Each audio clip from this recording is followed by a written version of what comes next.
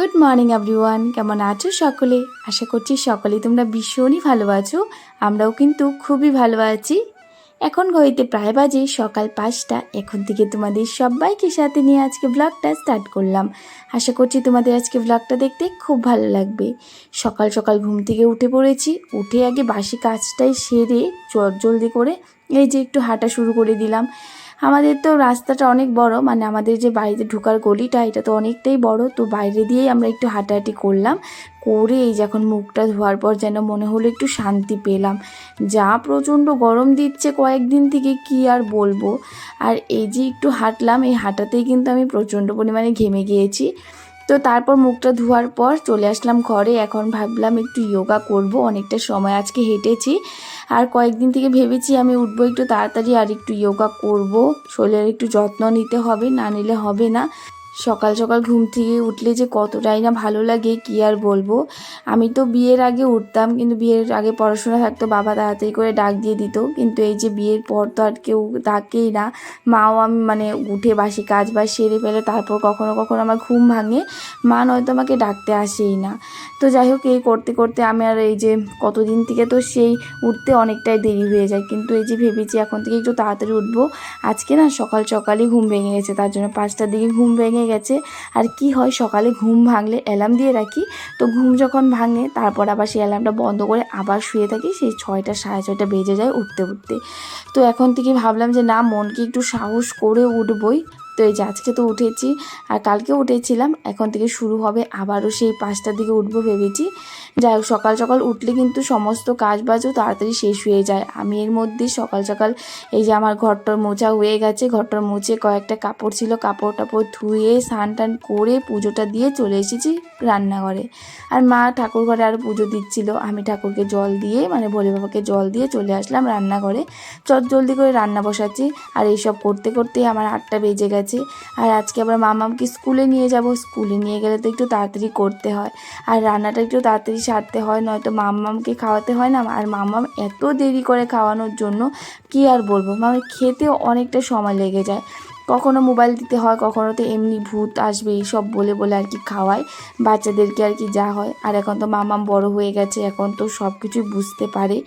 তো যাই হোক, আমি এর মধ্যে এই যে দেখো সবজিগুলো কেটে ভাতটা বসিয়ে দিয়েছে, আর মামামও উঠে পড়েছিল। তো এই যখন প্রথমে ওকে ব্রাশ করিয়ে দিচ্ছি, তো ব্রাশটা করিয়ে ওকে জল খাইয়ে দেব।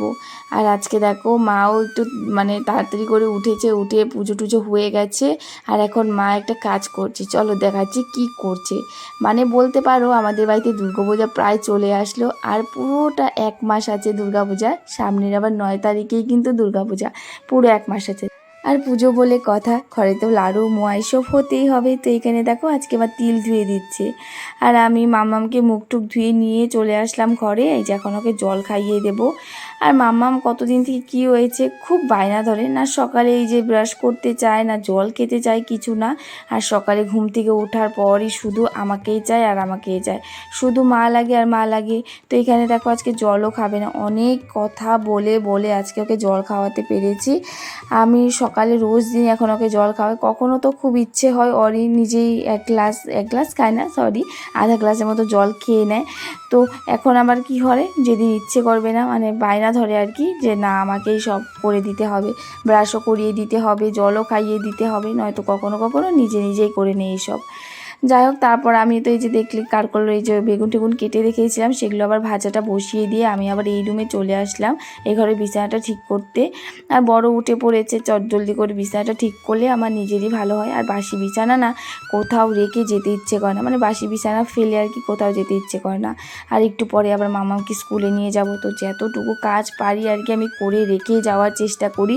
কারণ এসে আবার সেই দুপুরে রান্নাবান্না সারতে হয় না, এইসব কাজ করতে করতে আবার সে অনেকটা বেলা হয়ে যায়। আর এই দেখো মানি প্ল্যান্টটা কতটা বড় হয়ে গেছে, যেগুলো আমি কেটে দিয়েছিলাম আলাদা একটা ডিব্বাতে রেখে দিয়েছিলাম না, সেটা আর কি বড় হয়ে গেছে। আর মা দেখো এই রুমে গ্লাসে এনে রেখে দিয়েছে। আমি যাওয়ার পর মা কিন্তু অনেকটাই কিছু চেঞ্জ করে নিয়েছে ঘরের ডেকোরেশন। তো যাই হোক, আমি কোথায় গিয়েছিলাম জানোই তো, বাপের বাড়ি গিয়েছিলাম, সেখান থেকে আসার পর দেখি এইসব করেছে মা। যাই হোক, তারপর মামাকে একটু জলদি করে খাইয়ে দিলাম, খাইয়ে দাই আবার রেডি করে চলে গিয়েছিলাম স্কুলে। তো তো দেখো আমরা স্কুলে চলে এসেছি, আর স্কুলে আসার পর দেখি আজকে তেমনভাবে স্টুডেন্ট আসেনি, নয়তো 10-12 জনের মতো স্টুডেন্ট থাকে, কিন্তু আজকে না 3 জন স্টুডেন্ট ছিল। তো আজকে এই যে একটু মানে অনেক কিছু করলো আর কি, ওদেরকে মানে ওয়েট চেক করলো, হাইট চেক করলো। আর মামার ওয়েট জানো কত, মাত্র 10 কেজি। জানি না আমার মেয়ে কবে যে একটু বড় হবে আর কি, আর একটু মোটা হবে, জানি না কবে হবে। যাই হোক এইসবই আজকে আর কি স্কুলে করলো। তারপর স্কুল থেকে আবার চলে এসেছি বাড়িতে, এসে দেখি যে মা বললো আমাকে নারিকেলটা একটু ফাটিয়ে নিয়ে তারপরে এই যে নারিকেলটা একটু কুড়িয়ে দিতে আর কি বললো। তো কেন কুড়াবো বলবো, আর আমি দেখো এত বড় বাটি নিয়ে দাঁড়িয়ে আছি, বাবা নারিকেল ফাটাচ্ছে জল খাবো বলে। আর এই দেখো এতটুকুনি জল বেরো, দেখো তো কি মনটা খারাপ লাগলো। আমার না নারিকেলের জল খেতে বেশ ভালো লাগে, কিন্তু এই নারিকেলের জলটা এত পরিমাণে মিষ্টি ছিল কি বলবো। মাকে শুধু বলছিলাম এইটুকু নারিকেল তাও এত মিষ্টি, আর জলই নেই। যাই হোক কী আর করা যাবে। তারপরে যেখানে আমি বসে পড়লাম ঠাকুরঘরের সামনে, নারিকেলটা কুড়িয়ে নিচ্ছি, কারণ আজকে এটা দিয়ে বানানো হবে কচু শাক। মা ওখানে কচু কাটছে, তো আমি এখানে নারিকেলটা তাড়াতাড়ি করে কুড়িয়ে নিচ্ছি, কারণ আজকে সব কিছু করতে একটু দেরি হয়ে যাচ্ছে। আর এই যে মা যে আজকে কচু শাক বানাবে, এই কচু শাকটা অনেকটাই সময় লেগে গেছে সেদ্ধ হতে, মানে এটা ফ্যান কচু নাকি সেই কারণে। তো এখানে দেখো নারকেল কুড়ানো হয়ে গেছে, এখানে আজকে ডাল বানাবো। আর এই যে পটল কার করে এইসব ভাজি করলাম। আর এই দেখো মায়ে কচু নিয়ে বসে পড়েছে, এই যে একটু বেটে দিয়েছে, নয়তো না সেদ্ধ হয়েছিল কিন্তু এই যে মিহি হয়নি একদম। তো তারপর আমি রান্নাটা সারলাম, এখানে মা দেখো বেরিয়ে নিচ্ছে সবার জন্য, সবাইকে দেওয়া হবে আর কি।